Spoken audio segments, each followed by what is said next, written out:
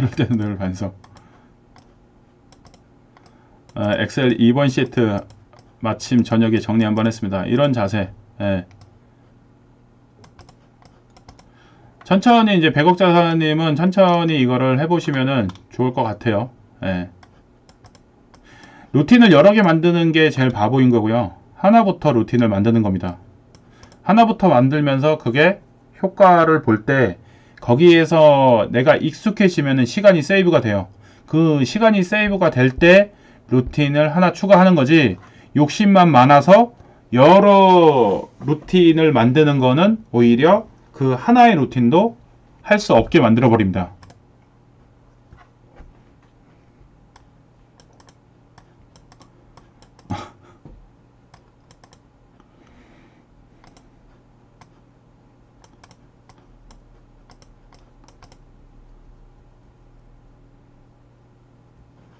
부동산 경기가 안 좋아져서 침체에 빠질 수 있다는 얘기가 아니고요. 침체에 이르르기 때문에 부동산 경기가 살아나기가 어렵다는 얘기죠. 예. 우리 무지 개그맨님은 늦게 들어오셨나요? 네, 질의응답입니다. 예. 무지개님 이제 주무시러 가셔야 되니까. 예. 질의응답은 뭐 나중에 오프에서도 이제 무지개님은 오셔서 물어보시면 되고.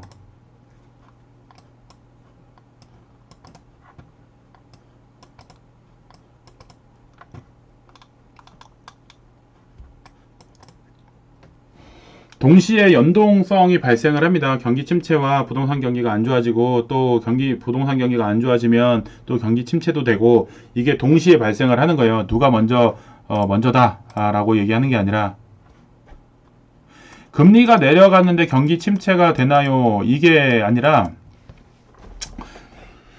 금리를 내리는 이유가 경기가 안 좋아지는 상황이 발생을 하면 경기 부양을 해야 된단 말이에요. 경기 부양을 하려면 유동성을 공급을 하려고, 맞아요. 경기가 침체가 되니까 유동성을 주려고 금리를 내리는 거예요. 이거를 정확하게 이해를 못 하시면은 문제가 커지는 거예요.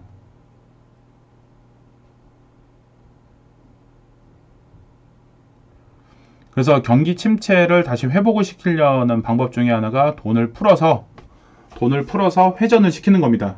그래서 다시 경제가 살아날 수 있게끔 하려고, 지난 그 금리가 내려가는 시점 구간에 아까 금리표를 다시 한번 보세요. 금리표를 다시 한번 보시면 금리표에서 마지막에 보면은 금리가 급격하게 내려가는 상황에서 경기가 안 좋았었잖아요.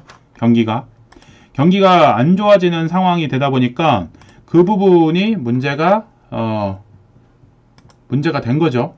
네, 문제가. 그래서 이제 그 부분을 영향이 미치는 거죠.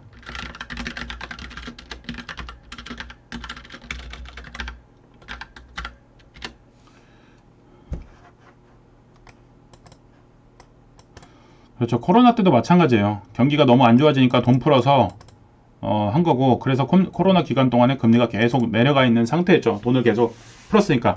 금리를 올린다는 얘기는 아까 말씀드렸잖아요. 금리 올리니까 어떻게 해요? 금리 올린다는 얘기는 보석별님 생각하시면 돼요. 보석별님이 금리가 올라가니까 어떻게 해요? 7%짜리의 예금을 넣었잖아요. 그러면은 어떻게 된 거예요? 돈이 다 은행으로 쏠려 들어가고 시중엔 돈이 없다.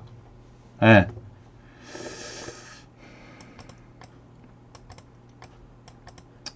24년에도 가능성이 있겠죠. 폭탄 돌리기를 하니까. 근데 이제 여기서 한 가지 변수가 있어요. 지금 예측대로 한다 그러면 그럴 수도 있는데, 또 정권의 영향이 상당히 중요합니다. 정권의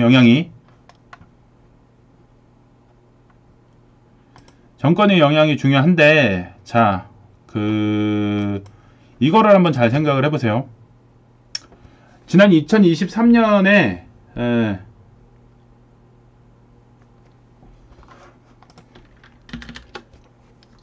2023년에 이재명 민주대당 대표를 사람 취급을 하지 않고 대통령이 저기를 한 거예요.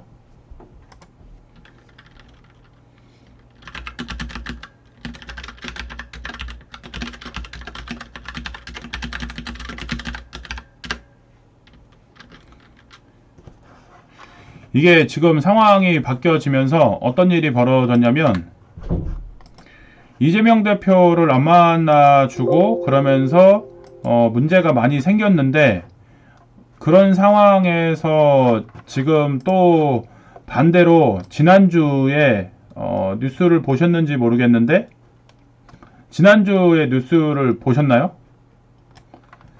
어떤 거냐면 지난주에 그 대통령실에서 이재명 대표를 만나러 갔습니다. 그리고 새로 이제 신임 그 대통령실 수석 이렇게 된다고 하면서 인사를 하러 갔어요. 그럼 이제 대통령실에서 이재명 대표를 여태까지 안 만났다가 지금 이제 만나는 상황이 됐어요. 그러면 만났다. 이게 무슨 의미를 내포하고 있을까요? 이재명 대표를 여태까지 안 만났는데 만났어요. 이재명 대표를 안 만나다가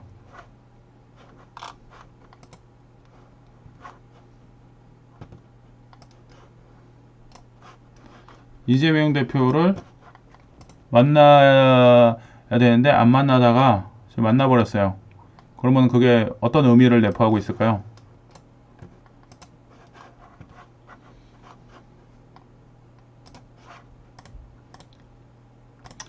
난셀지도 모르니까 제가 답변을 드릴게요.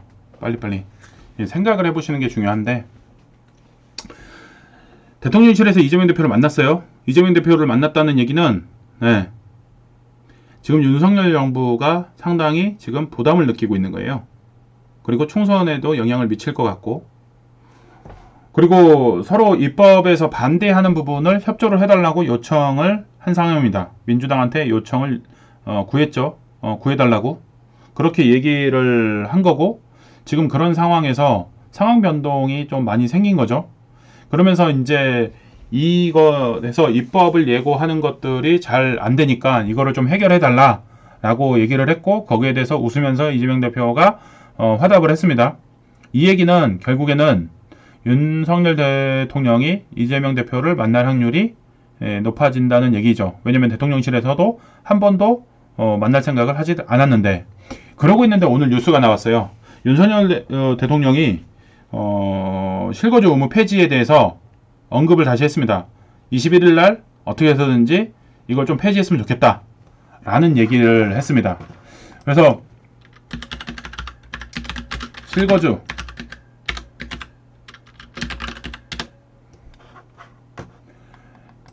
여기 지금 오늘 기사가 난 거예요. 12월 19일 윤 대통령 청약 당첨자 실거주 의무 폐지 주택법 서둘러 처리돼야 라고 얘기를 했습니다. 주택법 개정안이 1년 가까이 국회 상임위를 통과하지 못하고 있다며 이번 임시국회입니다. 임시국회에서 21일 날 어떻게 해서든 처리를 해줬으면 좋겠다라는 얘기를 했고 이 얘기를 하면서 지난주에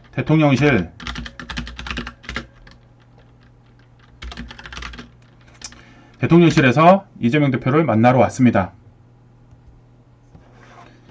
근데 여기서 지금 보시면 민주당은 실거주 의무가 사라지면 전세 끼고 집을 사는 갭투자가 성행할 수 있다는 논리 등으로 반대하고 있습니다. 이렇게 얘기하고 있는데 대통령실에서 사람이 갔죠. 근데 이게 물밑 작업으로 인해서 내년 1월 달이든 3월 이전에 한다면 어떻게 될까요? 폭탄 이연이 되는 겁니다. 터질 거를 뒤로 미뤄지거나 아니면 해소를 하거나 그러니까 이제 이게 해결한다고 해결한 거가 또 해결이 아니라 폭탄이 될 수도 있고 이게 폭탄이 해체될 수도 있고 이거는 이제 두고 봐야 되는 거죠. 둔촌두공을 염두에 두고 이렇게 한 건데 실거주 의무를 폐지를 했다고 해서 해결되는 게 아니라 실거주 의무 폐지를 했는데 문제는 뭐냐면 전세가입니다. 전세가.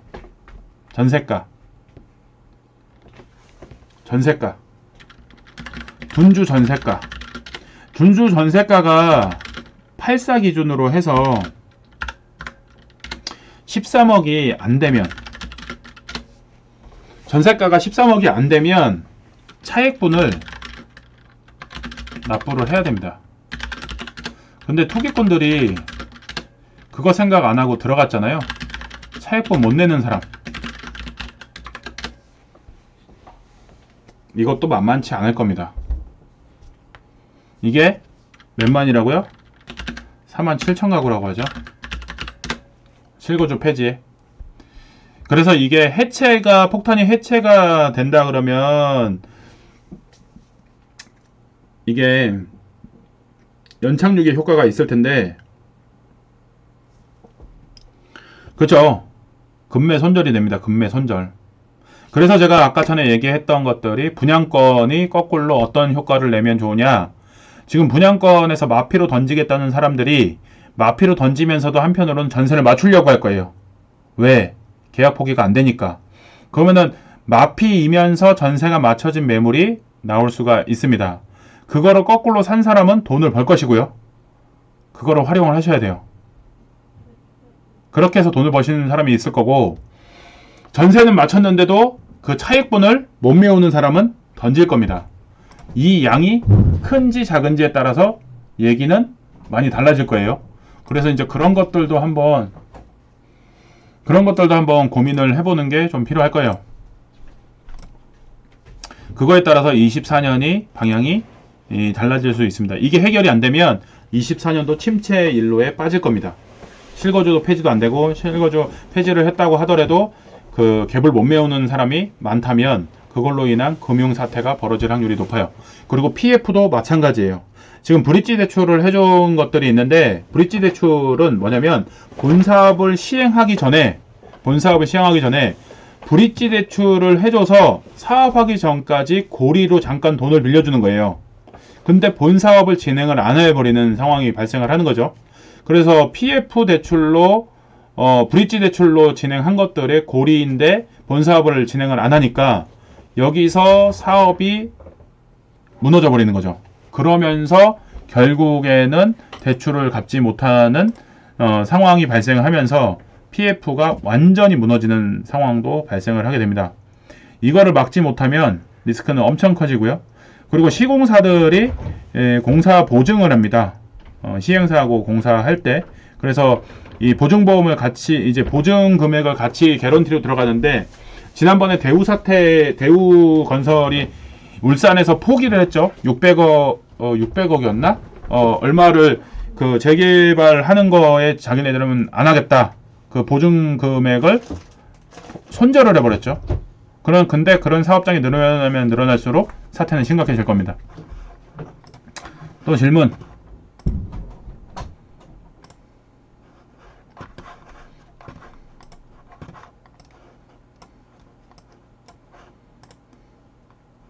질문 없으면 끝냅니다. 카톡으로는 대답하기가 많이 힘들겠죠. 타이핑 치려면. 그리고 이제 그 질문의 답변도 이제 좀 필요하신 분들은 오프라인 강의 때 그때도 이제 질문 답변하시면 되니까 그렇게 하시면 될 것 같고, 지금 기본 강의만 신청하셨던 분들 중에서도 이제 심화 강의 이제 필요하시는 분들은 추가로 신청을 하시면 될 것 같아요. 그래서 오늘 강의 이제 추가 질문 없으시면 여기서 종료를 하도록 하겠습니다. 자, 질문 없으시죠? 강의 끝내도 됩니까?